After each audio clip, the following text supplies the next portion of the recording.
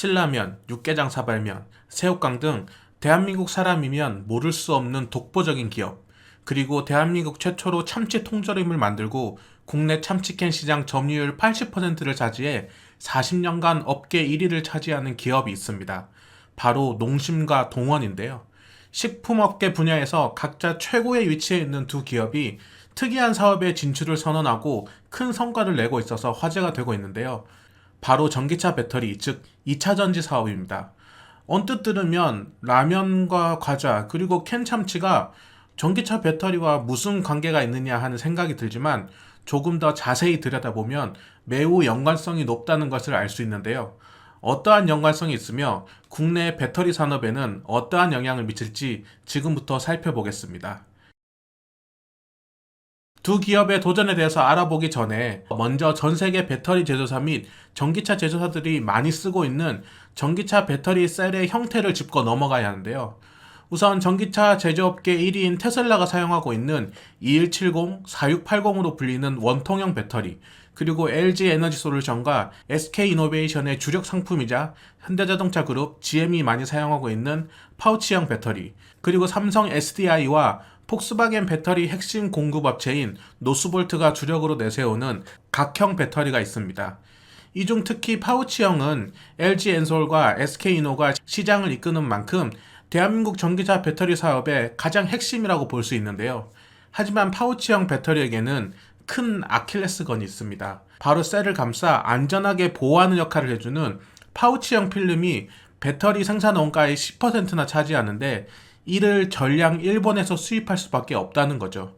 특히나 파우치 필름을 한국에 공급하는 DMP와 쇼와덴코는 전 세계 시장 점유율 80에서 90%를 차지하는 독보적인 기업인데다가 한국 배터리 제조사들에게 파격적인 할인가로 공급해주다 보니 일본 수입 외에는 별다른 방법이 없습니다. 상황이 이렇다 보니 2019년 일본이 한국을 화이트리스트에서 제외하고 제재 품목에 파우치형 필름을 포함시키면 국내 배터리 산업에 큰 차질을 줄 것이라는 우려가 많았습니다. 다행히도 우려되는 상황은 벌어지지 않았지만 일본 기업들을 대체해 국산화가 꼭 필요하다는 목소리들이 많았죠. 여기까지 들으셨다면 눈치 빠르신 분들은 아마 대충 감을 잡으셨을 겁니다. 흐름상 파우치 필름을 국산화하는데 농심이나 동원이 뛰어든 것 같긴 한데 그게 식품회사가 가능한 일인지에 대해서는 여전히 의문이실 겁니다. 그럼 여기서 전혀 관계없을 것 같은 이 두 가지의 구성 요소를 한번 살펴보시죠. 좌측에 있는 파우치형 필름은 크게 세 가지로 구성되는데요.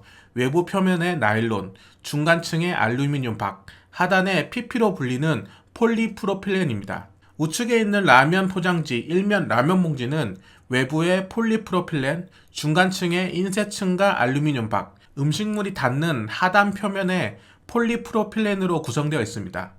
이제 좀 감이 오시나요? 쉽게 이야기해서 파우치 필름 안에 들어간 전극과 포장지 안에 들어간 음식물은 쓰임새는 다르지만 미세한 흠집이나 구멍이 발생하면 화재나 부패로 이어져 제품에 치명적인 타격을 주게 되므로 이를 보호해야 하는데 그 맥락이 매우 흡사하다는 거죠.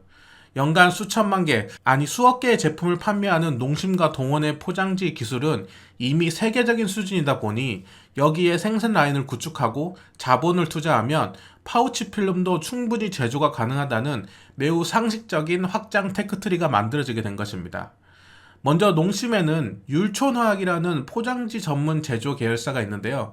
농심이 만드는 수많은 제품의 포장지를 담당하기에 연매출 5천억 수준의 꽤 굵직한 회사입니다.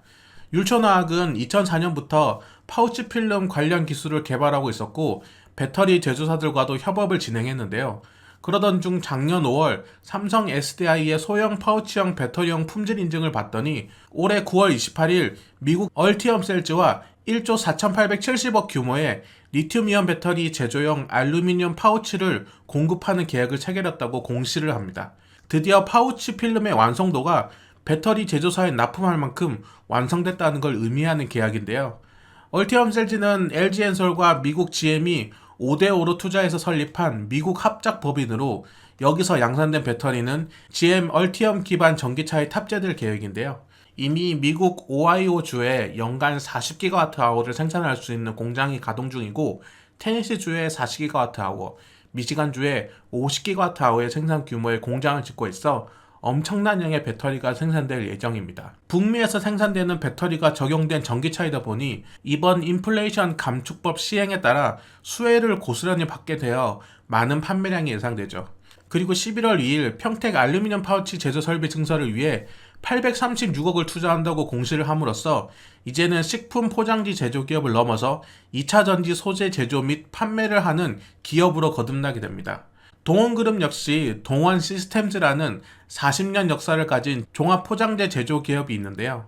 동원 시스템즈 역시 율촌화학과 마찬가지로 지난해 11월 셀 파우치 제조 분야에 진출한다고 선언하고 충북 진천 생산 공장에 1,000억을 투자할 것이라고 밝혔습니다. 동원 시스템즈는 특히 연간 2억 캔, 누적 70억 캔 판매고를 기록하고 있는 참치캔도 만드는 회사다 보니 이 알루미늄 하나는 기가 막히게 잘 다루는 곳으로 정평이 나는데요.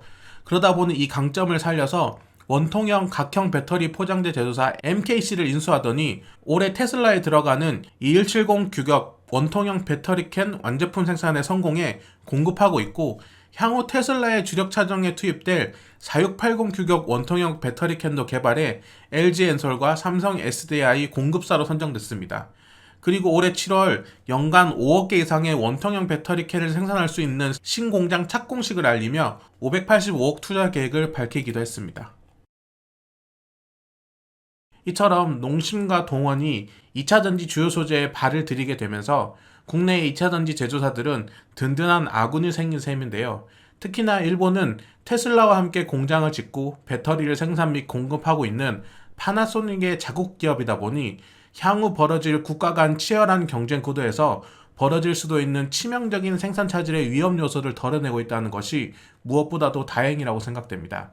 2차 전지가 가장 핵심적인 미래 먹거리로 부각되면서 많은 자본이 집중되는 만큼 국내 기업들이 동반 성장하여 좋은 상생 효과를 냈으면 좋겠습니다. 초반에 언급됐던 파우치 필름 제조 일본 기업 DMP와 쇼와덴코가 전 세계 시장 점유율 80에서 90%를 먹을 수 있었던 것은 당시 세계 시장을 휘어잡고 있었던 소니 덕분이었는데요.